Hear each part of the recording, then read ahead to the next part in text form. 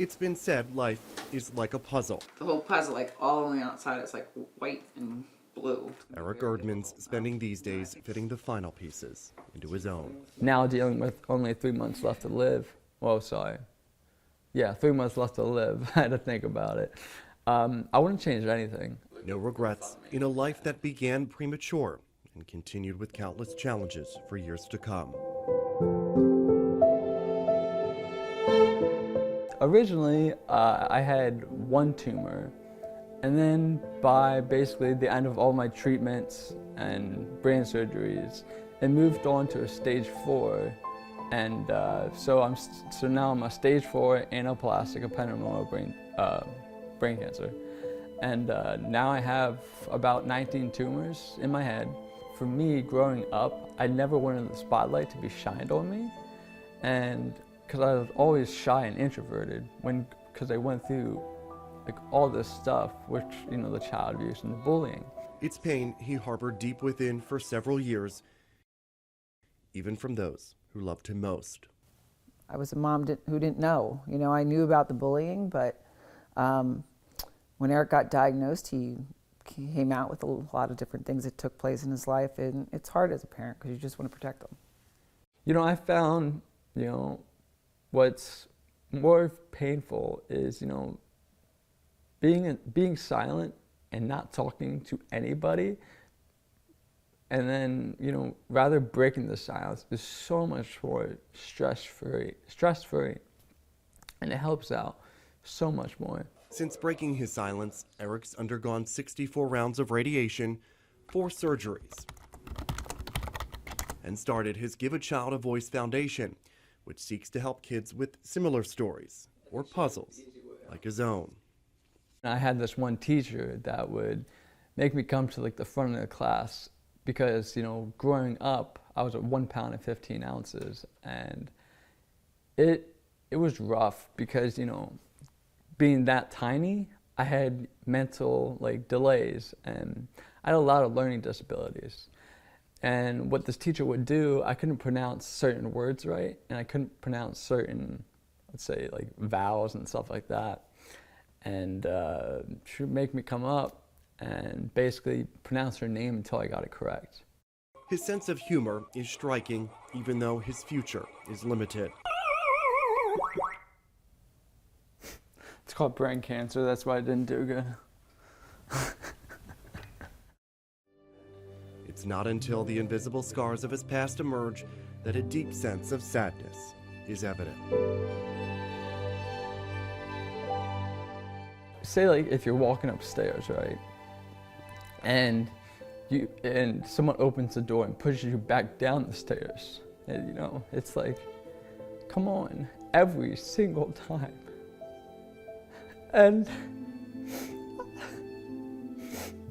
tell you what, it was rough, but you know, my past, it doesn't define who I am. I say that because if it did, then I would be basically telling a different story. But my past, it doesn't define who I am. His abuser is unknown to us, but a familiar face to him, even in these final days. I came to terms enough to have a relationship, but to not respect the person and not really forgive them. But because I had so much weight on my shoulders, because, you know, obviously of my illness, to finally be like, okay, you know what, we can have a relationship, but that's it.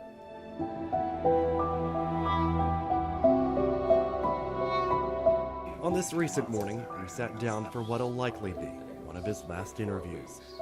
We talked about the Make-A-Wish he used to build his legacy. My story is this foundation. What he wants us to know. Cancer is the best thing that ever happened to me. And how he wants to be remembered. Remember me as, you know, a kid who shared his voice and spoke up about the issues that he was faced with during, you know, his hard times. And I would say that that's it. So do you feel like what happened to you had to have happened in order for you to get to this point in your life, dealing with what you're dealing with and where you are with your foundation?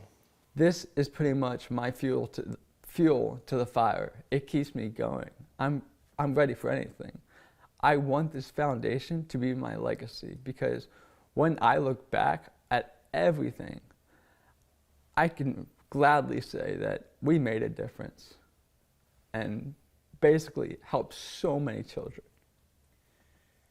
So far, Give a Child a Voice has built a gym for Eric's high school and that of his rivals. And now he wants to raise $300,000 to build not one, but 10 more gyms for deserving schools around the country. Why 10 gyms? I don't know. I always just shoot for the sky. Why not? I know it's a lot of money, but I know money means a lot to people. But in my mind, money is irrelevant, because, you know, the moments that, you know, make a year, that's what it's all about. Your life. You only get one life to live. A life and legacy that'll live on in schools and communities far beyond his own for decades to come. What do you want people to remember about Eric Erdman? Not that I was a victim of bullying. Not that I was a victim of child abuse. And not that I was a kid who got diagnosed with this illness. I want them to remember me by, you know, what basically everyone wants to be remembered by. Just someone that they, I don't want to say looked up to, but they admired because of what has, you know, what was accomplished. It's not me doing all this stuff. I mean, heck, the community that I live in, this is basically all of our foundation. They helped me.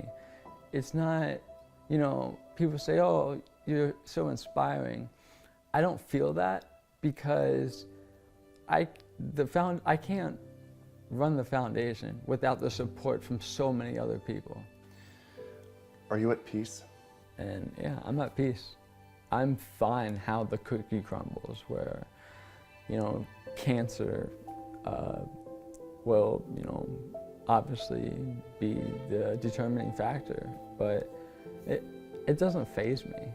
I don't look at my life as a, you know, pretty much a disappointment because I got diagnosed. I look at it as a rejuvenation of, you know, something special that has happened, because we got to do these so much amazing things. Are you scared? For me, like my own health or I'm not scared, but what I'm scared for is the people who it will affect. Meaning like family, friends, and everyone else. That's what I'm scared for. I have no idea whatsoever what life is, if life will even go. I mean, I know life's going to go on for us, but I don't feel like it is, because our lives have been wrapped up in every aspect of Eric's. And I mean, Eric's what keeps us going. I mean, his mission to do good in the world, I mean, it does push us all forward in trying to get us through this. I don't think any parent can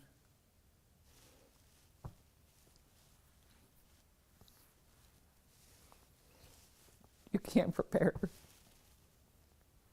Not cooperating.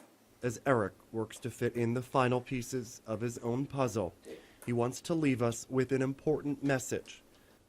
It's not the length of your story, but the quality of your content within the pages that determines your legacy. You know, life, it's like pretty much a bookshelf. Every book has different sizes, some big, some small. And each year you get 365 blank pages of that book. And, you know, since some books are small and large, you know, in life, some people live their lives, they have many years to live, or they have short lives to live, and that's me. And I just feel that my book it's completed. I mean, I don't think there's nothing else to do.